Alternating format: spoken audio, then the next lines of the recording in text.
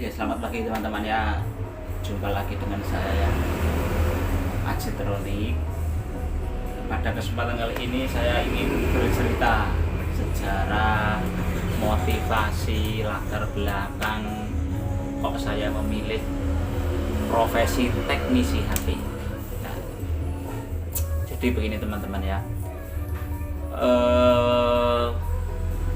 Pada saat saya masih kecil, masih SD, itu kan lagi ngetren-ngetrennya HP Nokia Express Musik gitu ya.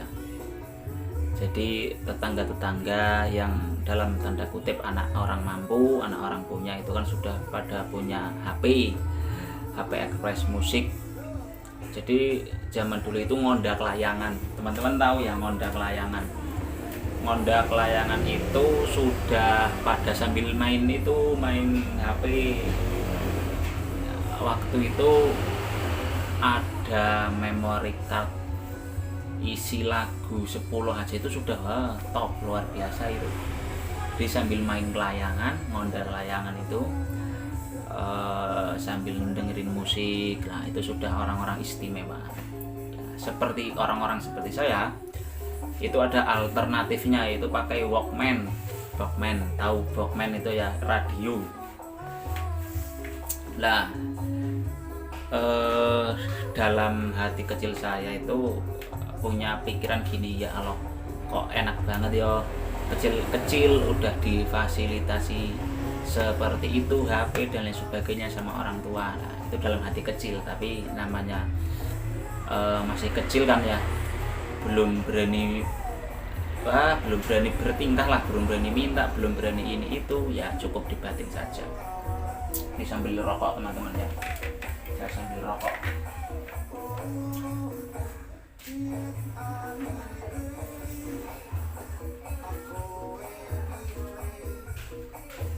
Saya sambil rokok.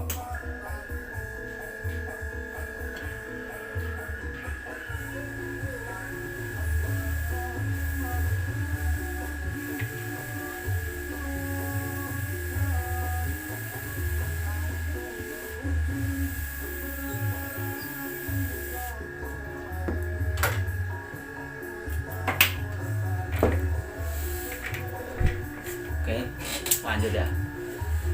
Jadi yang namanya masih kecil itu kan segala aktivitasnya masih terbatas.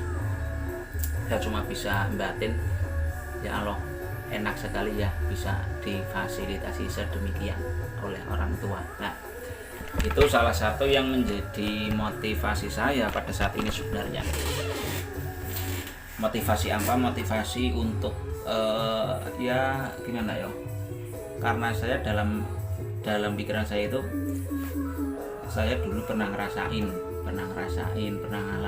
betapa sakitnya melihat orang lain dengan fasilitas yang oke oleh orang tuanya, sedangkan saya dalam posisi yang tidak seperti itu. Nah, itu saya sudah ngerasain.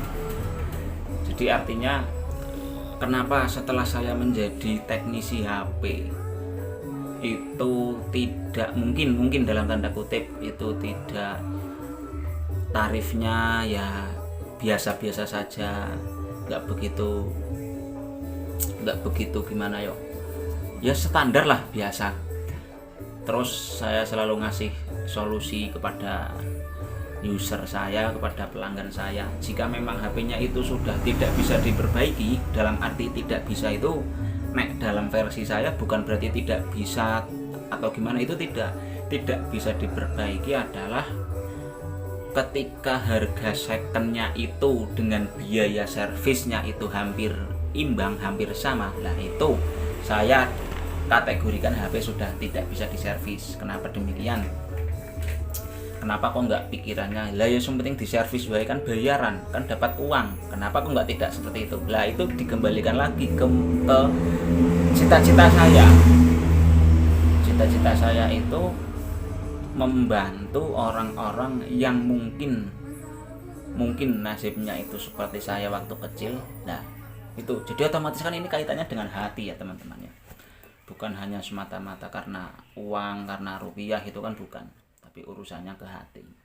Bagaimana rasanya ketika HP-nya rusak, biayanya tinggi, mau servis juga harus cari uang dulu, atau mungkin minta orang tuanya merantau sampai ke Kalimantan, ke Jakarta, ke Sumatera atau kemana lah, itu kan urusannya sudah hati ini teman-temannya, urusannya kan sudah ke hati, bukan masalah ya tinggal di servis aja kan nanti bayaran cuan gede lah, bukan seperti itu, kalau saya bukan seperti itu. Karena dikembalikan lagi, saya itu dulu adalah termasuk orang yang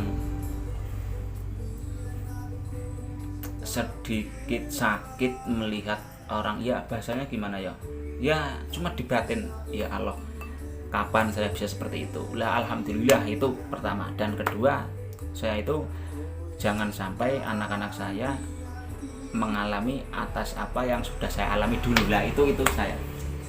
Jadi alhamdulillah teman-teman, sampai sekarang anak saya yang SD PAUD lulusan ini ya, SD itu sudah saya pegangi HP. Ya bukan HP bagus, cuma RAM-nya juga sudah 8 GB, artinya untuk menunjang proses belajar itu sudah mumpuni. Juga untuk melatih skill, karena memang eranya era digital ya. Terus selanjutnya, Mas, kenapa kok jenengan sampai sebegitu perhatian?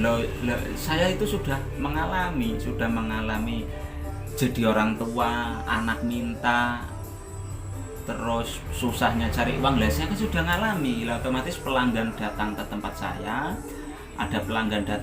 saya, lalu saya memikirkan, ini kalau servisnya mahal-mahal, jasanya terlalu mahal, nanti bagaimana, kan saya sudah mengalami seperti itu.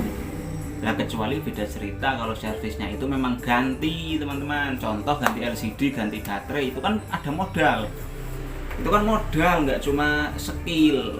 Nah itu memang saya tidak bisa nego kalau hal itu, karena nanti juga ada garansi. Katakanlah LCD rumusnya itu 2 kali harga spare part tambah jasa teman-teman. Karena apa? Karena nanti kalau sampai ke pelanggan kok LCD-nya bermasalah, itu kan kita garansi. Nah itu memang tidak bisa nego saya. Cuma kalau hanya sekedar jasa itu insya Allah bisa saya negokan. Karena itu tadi, saya juga mengalami cari uang, kebutuhan keluarga seperti apa, itu saya sudah mengalami. Jadi kan wajar-wajar saja toh. Jadi kalau menurut saya tidak usah kok apikan banget ya, kok terus kepo, terus apa wong wis mampu banget. Ini bukan masalah sudah mampu atau belum mampu atau gimana, itu bukan. Ini urusannya itu tentang jiwa ya. Kalau sudah merambah ke jiwa, ke nurani, itu saya sudah tidak terlalu pikir panjang lebar. Urusan nanti saya dapat pengganti, kan katanya kalau kita berbaik kepada orang, kita akan dibaiki oleh orang, itu sudah tidak menjadi rumus bagi saya. Saya berbuat baik, mau dibalas baik ya monggo, tidak ya nggak masalah, mungkin lewat orang lain yang akan membaiki saya, kan seperti itu teman-teman. Jadi jangan terlalu jangan terlalu matematika banget lah kalau urusan seperti itu, jangan terlalu matematika banget. Dan apakah alhamdulillah, dan apakah tidak rugi? Loh, kalau rugi tidak, itu bagi saya kalau masalah jasa nggak ada ruginya loh. Jasa, kembali lagi, kalau masalah jasa itu bagi saya tidak ada ruginya, karena pada prinsipnya khairun nas anfa'uhum linnas, sebaik-baik manusia adalah manusia yang bisa bermanfaat untuk orang lain. Nah seperti itu teman-teman ya, kan seperti itu. Jadi ya kenapa kok sampai saya sebegitu perhatian, sebegitu memperhatikan pelanggan saya? Ya karena saya memang sudah berada di fase-fase seperti itu. Zaman dulu belum punya HP bodol-bodol terus. Ketika nyervis sampai mondar-mandir, 1 hari jadi, 2 hari kumat, balik lagi lah, kan sudah ngalami saya. Jadi kenapa saya terus servisnya itu saya maksimalkan sebisa mungkin bagus ya. Saya kasihan kalau ada pelanggan saya yang harus mondar-mandir, walaupun itu garansi, kan ya kasihan harus mondar-mandir, menyita waktu, menyita banyak hal. Begitu teman-teman. Mungkin jika ada pertanyaan lagi, teman-teman bisa tuliskan di kolom komentar ya, terkait bagaimana keluh kesah menjadi seorang teknisi lah, itu tulis di kolom komentar yang ditanyakan. Nanti insya Allah akan saya jawab satu persatu. Oke, sekian dulu. Terima kasih. Salam teknisi.